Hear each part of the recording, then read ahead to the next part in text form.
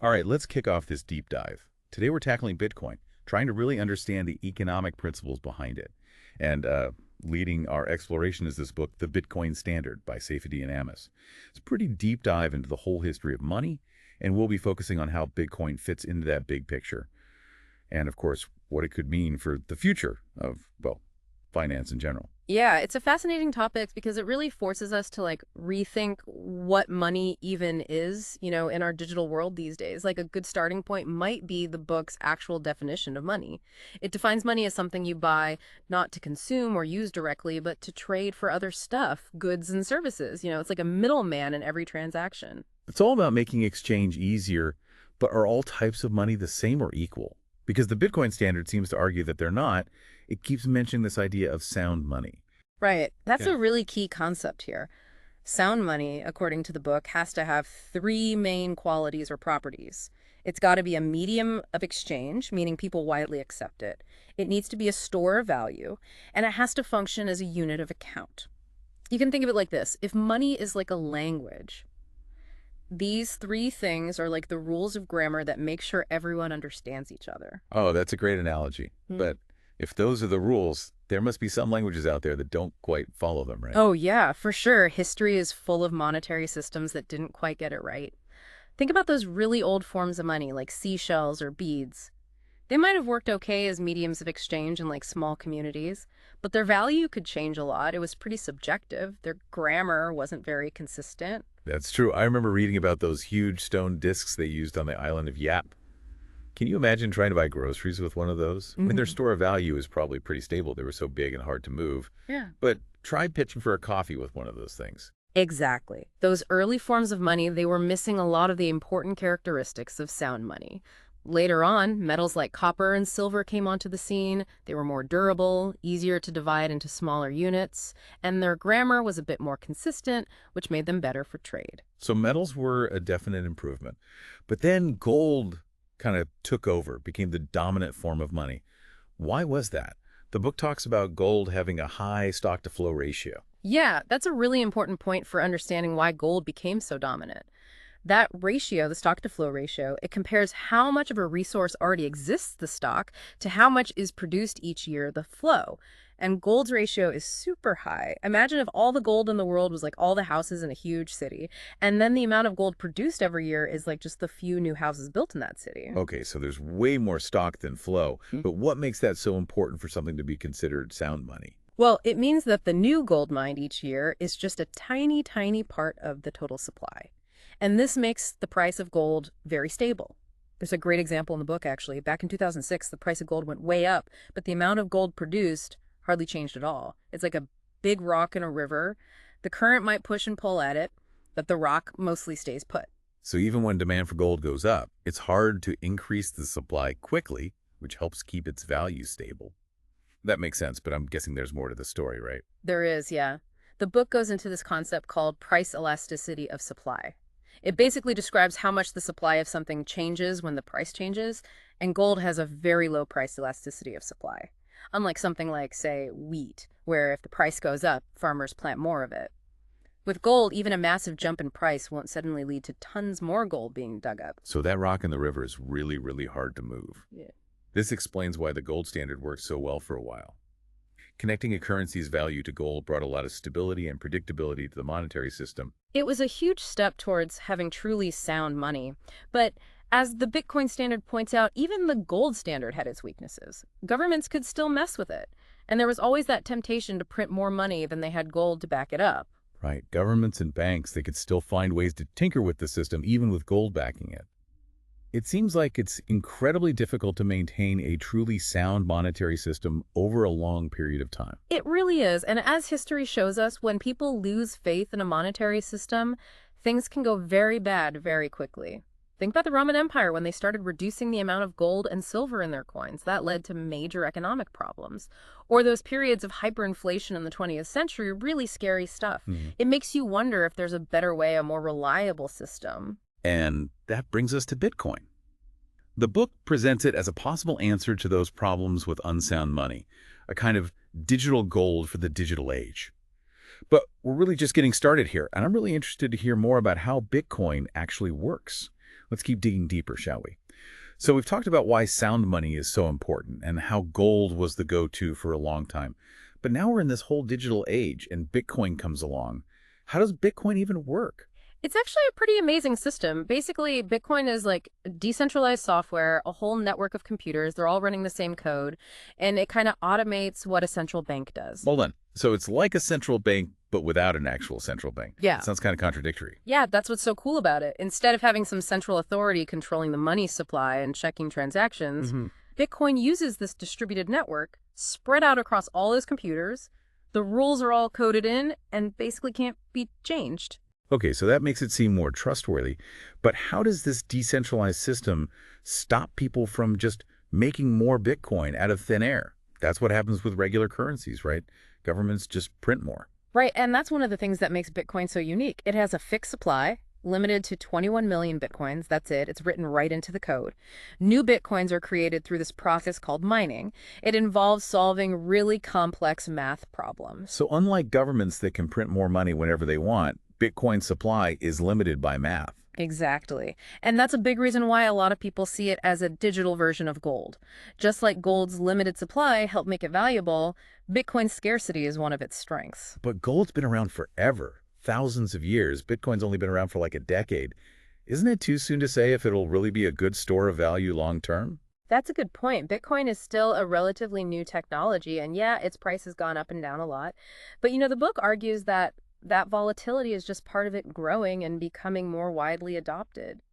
Think about the early days of the internet. There were all these booms and busts, times of uncertainty and hype, but eventually the value of the internet became obvious. Everyone could see it.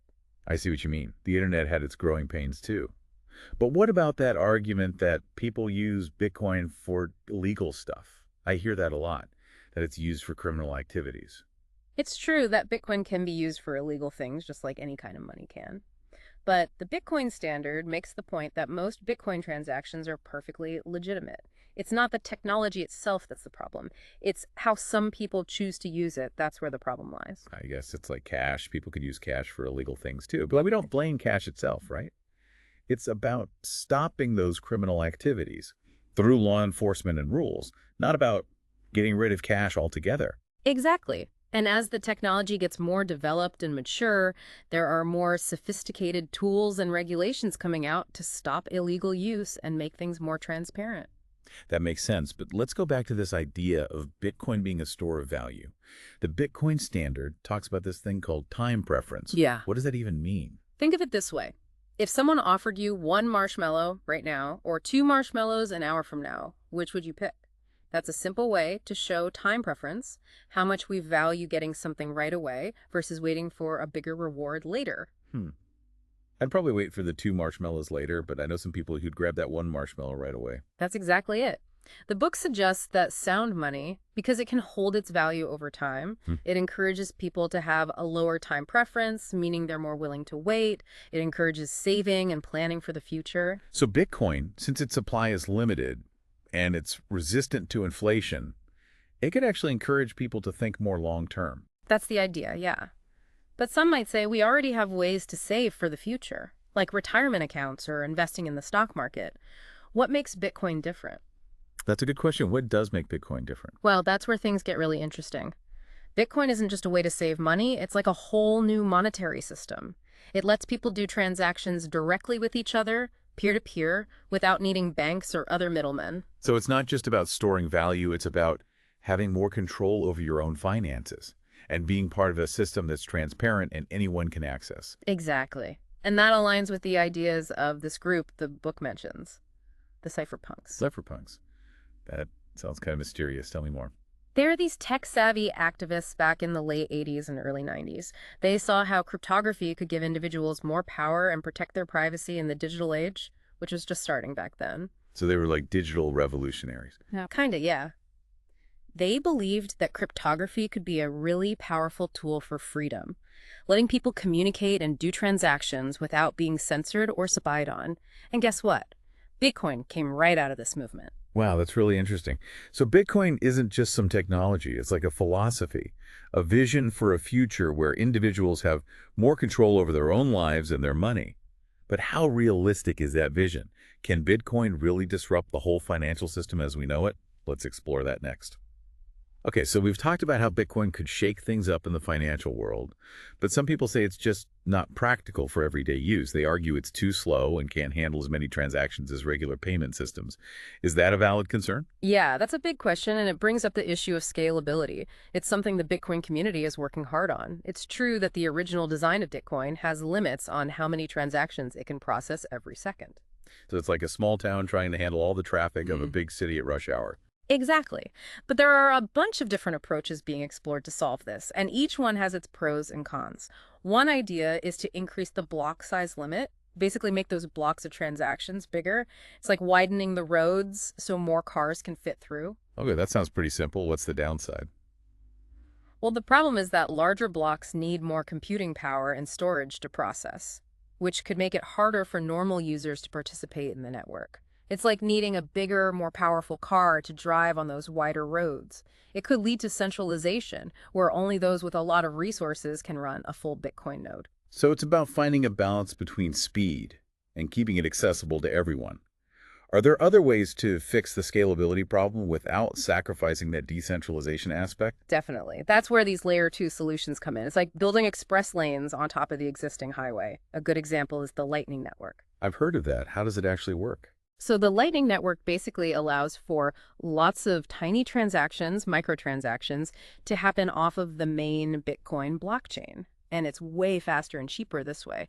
Imagine it like paying for your coffee using a separate tab, and then you settle the total bill at the end of the day. So you're taking a bunch of those small, frequent transactions off the main blockchain, which frees up space for the bigger, less frequent transactions. Exactly. It's like having two different payment systems that are linked together. It's still pretty new technology, but it has a lot of potential to make Bitcoin more usable for everyday stuff. That's really interesting. It seems like there's a lot of innovation happening in the Bitcoin space. People are always pushing the limits. It's really incredible. Bitcoin has sparked so much creativity and new ideas. And remember we were talking about earlier, this all ties back to that cypherpunk vision, giving individuals more power through technology. Yeah, it's all connected. It's not just about the technology itself. It's about the philosophy behind it, the vision for a future that's more decentralized and fair for everyone. Exactly. Bitcoin has opened up a whole world of possibilities. It's making us question our ideas about money, finance, and how technology can change society. We've covered a lot of ground in this deep dive, from the concept of sound money to the history of different monetary systems. We've looked at what makes Bitcoin unique and discussed how it could impact the future of finance. We've talked about some of the challenges too, like making it more scalable and dealing with regulations. But we've also seen how much incredible innovation is happening in the Bitcoin community. I gotta say, I'm even more fascinated by Bitcoin now than I was before we started. It's clear that this is way more than just a digital currency. It's a movement, a huge experiment, both technologically and for society, with the potential to change the world in a big way. I completely agree. The Bitcoin standard makes a really strong case for why Bitcoin is so important. Even if you're not totally sold on the idea, just understanding the principles behind it. And the conversations it's starting is really important in today's world. Things are changing so fast. Absolutely. This deep dive has given me a lot to think about, and I hope everyone listening will keep exploring these ideas and form their own opinions. Remember, the future isn't set in stone. It's created by the choices we make today. And understanding these ideas, whether you end up using Bitcoin or not, will help you make smarter decisions in the years to come. What a thought-provoking way to end this episode. Thanks so much for joining us on this deep dive. It's been a pleasure, and until next time, keep learning and keep questioning everything.